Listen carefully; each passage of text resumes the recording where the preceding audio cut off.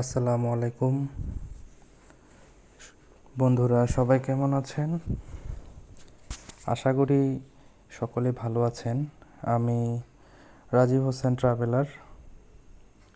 আজকে আসছি থাইল্যান্ডের রাজধানী ব্যাংককের ডংমিয়াং এয়ারপোর্ট থেকে।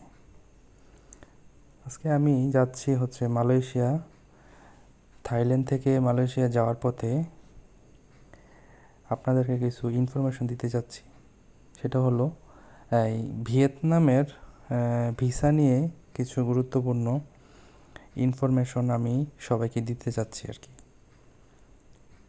যারা আমার চ্যানেলে নতুন তারা অবশ্যই চ্যানেলটি সাবস্ক্রাইব করবেন এবং সম্পূর্ণ ভিডিওটি দেখবেন, তাহলে অনেক ইনফরমেশন পাবেন।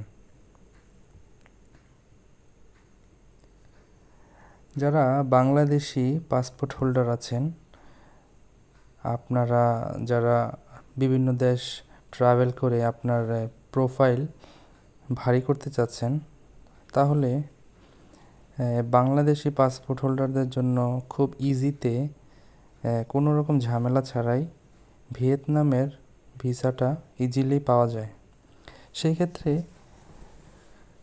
আপনাদেরকে বেশি কিছু লাগবে না, পাসপোর্টের কপি আর ছবি। ঠিক আছে, এই দুইটা ডকুমেন্টস ইম্পর্টেন্ট। এই দুইটা ডকুমেন্ট হলে বিশেষ করে ভিয়েতনামের ভিসাটা পাওয়া যায়। আচ্ছা, কিছু প্রসেসে আছে, সেটা আমি আপনাদেরকে বলছি। ভিয়েতনামে গিয়ে 2024 সালের মে মাস থেকে বাংলাদেশি যারা পাসপোর্ট হোল্ডার আছেন তাদের জন্য ওদের যেই গভর্নমেন্টের যে আইন রুলস আপনার $25, এটা সিঙ্গেল এন্ট্রি, হ্যাঁ, ট্যুরিস্ট ভিসা, যেটা আপনার যারা শুধুমাত্র ভ্রমণের কাজে ব্যবহার করতে পারবেন। আর এটা একবার ব্যবহার করা যাবে। আর যদি কেউ মাল্টিপল মানে কয়েকবার যাতায়াত করতে চান, সেই ক্ষেত্রে $50 দিয়ে আপনি ভিয়েতনামের ভ্রমণ ভিসা নিতে পারবেন। আচ্ছা, এবার আসি বাংলাদেশি পাসপোর্টের জন্য দুই ক্যাটাগরির ভিসা ইস্যু করে থাকে ভিয়েতনাম গভর্নমেন্ট। সেক্ষেত্রে আপনার কেউ চাইলে বাংলাদেশ থেকে ই ভিসা করে, হ্যাঁ, সেই ক্ষেত্রে আপনি ভিয়েতনাম যেতে পারেন।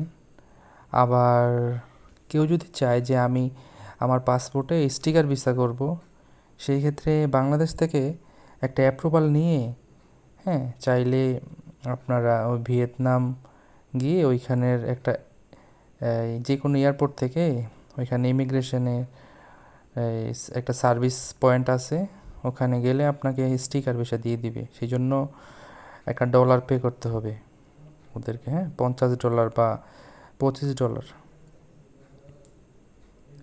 তো $50 আপনার মাল্টিপল নিতে হবে, আর $25 যেটা, এটা আপনার সিঙ্গেল এন্ট্রি। আর যদি আপনি স্টিকার ভিসা নিতে চান, সেই ক্ষেত্রে গিয়া বাংলাদেশ থেকে ভিসা অ্যাপ্রুভাল নিতে হবে আগে থেকে। ভিসা অ্যাপ্রুভাল নিতে বিভিন্ন এজেন্সি আছে, এজেন্সির সাথে যোগাযোগ করবেন আপনারা, তাহলে খুব সহজেই ভিসা অ্যাপ্রুভাল পেয়ে যাবেন। ভিসা অ্যাপ্রুভালটা নিতে হলে বেশি ডকুমেন্ট লাগে না। আপনার পাসপোর্টের ফটোকপি আর 2 কপি ছবি, 4x6 2 কপি ছবি হলে হবে। কিন্তু বিভিন্ন এজেন্সি আপনার থেকে ব্যাংক স্টেটমেন্ট, ব্যাংক সলভেন্সি এই ধরনের ডকুমেন্ট চাইবে। ভিয়েতনামের যে ওয়েবসাইট আছে, গভর্নমেন্টের যে ওয়েবসাইট, হ্যাঁ, ভিসা যে অ্যাপ্রুভাল যে নিতে হয়, সেটা আপনি চাইলে আপনি নিজেও নিতে পারেন। আমি ডিসক্রিপশনে আমি ভিডিওতে আমি ওই ভিয়েতনামের যে ওয়েবসাইট আছে, ওয়েবসাইটটা সরকারি যে ওয়েবসাইট, ওইটা আমি দিয়ে দিচ্ছি। আপনারা চাইলে ওখান থেকেও নিজে নিজে মাল্টি কারেন্সির যদি কার্ড থাকে, সেক্ষেত্রে এই ডলার পে করে অ্যাপ্রুভালটা নিতে পারবেন।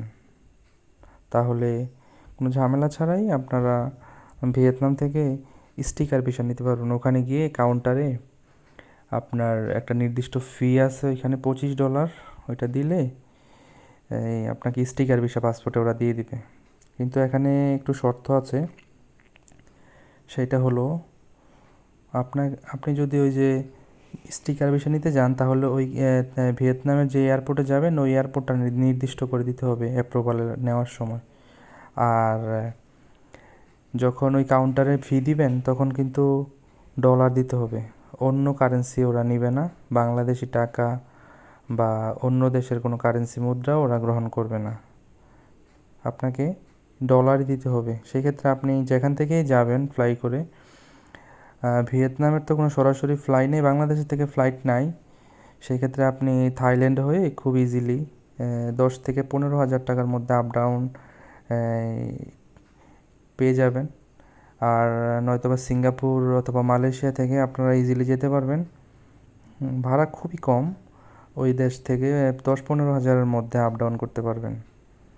তো আপনারা চাইলে খুব ইজিলি ভিয়েতনামের ভিসা করে ভিয়েতনাম ঘুরে আসতে পারেন। ভিয়েতনাম অনেক সুন্দর একটা দেশ, পরিষ্কার পরিচ্ছন্ন। তো আপনারা কোনো বিষয় যদি জানার থাকে বা ভিয়েতনামের ভিসা সম্পর্কে কোনো তথ্য জানতে চান, তাহলে আমাকে কমেন্ট করে জানাবেন, আমি চেষ্টা করব আপনাদেরকে সঠিক তথ্য দেওয়ার জন্য। আমি এখন যে জায়গাটিতে আছি সেটাই থাইল্যান্ডের ডংমিয়াং এয়ারপোর্ট, এখান থেকে আমি যাচ্ছি মালয়েশিয়া। তো ভাবলাম আপনাদেরকে একটা ইনফরমেশন দিই ভিয়েতনামের ভিসা সম্পর্কে। ভিয়েতনাম এমন একটি দেশ যেখানে আপনি খুব ইজিলি ওই দেশে এন্ট্রি নিতে পারবেন। সেই ক্ষেত্রে আপনাকে বাংলাদেশ থেকে যে অ্যাপ্রুভালটা আছে ওইটা যদি আপনি কোনো এজেন্সি অথবা অনলাইন থেকে আপনি কালেক্ট করতে পারেন, তাহলে খুব অনায়াসে আপনি সামান্য কিছু ডলার খরচ করে ভিয়েতনাম দেশের মধ্যে প্রবেশ করতে পারবেন। একটা কথা বলে রাখি, ভিয়েতনামের ইমিগ্রেশন কিন্তু খুবই ইজি এবং স্মুথ, আপনাকে ওরা আটকাবে না, আপনাকে জাস্ট নর্মালি কোশ্চেন করে আপনাকে ছেড়ে দিবে।